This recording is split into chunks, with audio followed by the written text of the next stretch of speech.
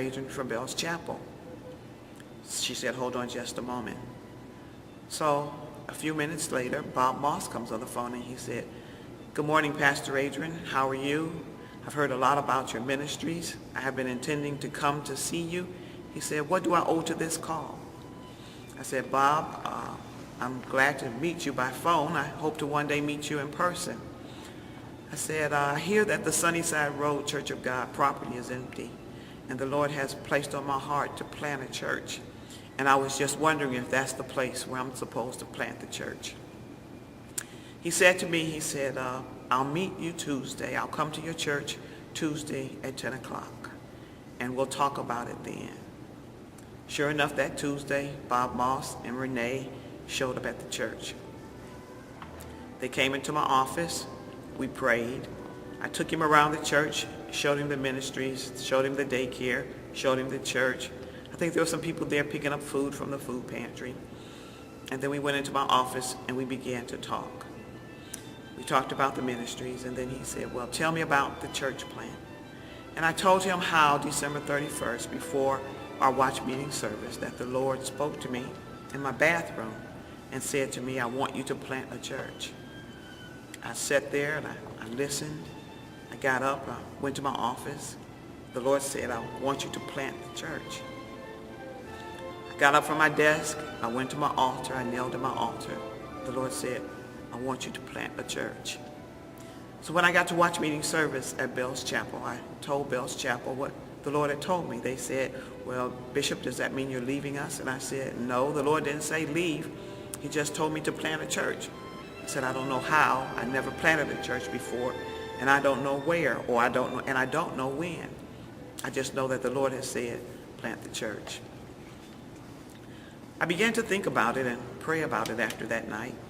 I thought maybe, well, I'll plant it in Hallville, or I'll plant it somewhere on the east side of Indianapolis.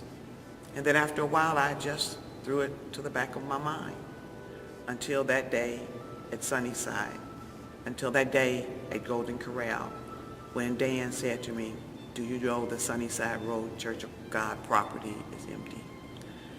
So I told Bob that I was going to name it Abounding Grace Church of God. Bob said to me, he said, well, your timing is impeccable because the board meets on Thursday. And had you not called me when you called me, the board would not meet again for 4 months. He said, I'm going to recommend to the board that you be allowed to plant Abounding Grace Church of God at the Sunnyside Road property. He said, I'll give you a call. The board meets Thursday at 4. Thursday, I will call you about 4 o'clock Thursday evening. So we shook hands, we prayed again, we hugged, and he left. From that point on, I continued to pray about it. Thursday, I got up anxiously, awaiting a call from Bob. I went to my office. I called Indiana Ministries. I said, could you tell me what time the board meets? And they said to me, they're meeting now. I called back about 1 o'clock. I said, can you tell me if the board meeting is over? They said, no, they're still in the meeting. I called back at 4 o'clock. They were still in the meeting. And I didn't get a call from Bob at 6 o'clock when I left the church that Thursday. I went home thinking that maybe he had called my house and left a message on my phone at home. Got home, checked the messages, no message from Bob. So I thought to myself, well, maybe they said no.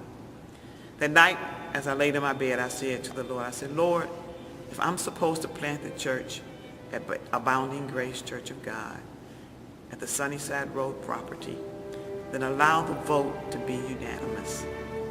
I fell off to sleep. That next morning, I got up and I went to Bell's Chapel, anxious, and I called Indiana Ministries as soon as I sat down to my desk. I asked for Bob. They said, hold on just a moment. They asked who was calling. I said, this is Pastor Adrianne. They came back to the phone and said, Bob said he will call you mid-morning. And I'm thinking to myself, why can't he talk to me now? Why can't he tell me yes or no now? How long will it take for him to tell me yes, no, maybe? So I said, okay, thank you. I got off the phone. I continued to sit at my desk. Then I began to pace the floor. Then I walked around to Miss Vicky's office and I said, can you tell me what time mid-morning is? She said, well, Bishop, that's between 11 and 12. And I said, oh my goodness, I can't sit here that long. Waiting by the phone, just waiting. I said, I'm going to ride up to Washington Square and I'll be back. So I got in my car and I rode up to Washington Square Mall. And as soon as I got there, the phone rang. They said, Bishop, you have company here in the building. And I said, who is it? And they said, Bob Moss. I said, tell him I'll be there in 7 minutes. I jumped in my car, flew back down the street. When I walked up the stairs to Bell's Chapel, there was Bob with that big grin of his. He had a man named Jeff White with him, the assistant minister. I walked in, I greeted them both, and Bob handed me a letter. I said, oh, you couldn't tell me no in person, you had to write it.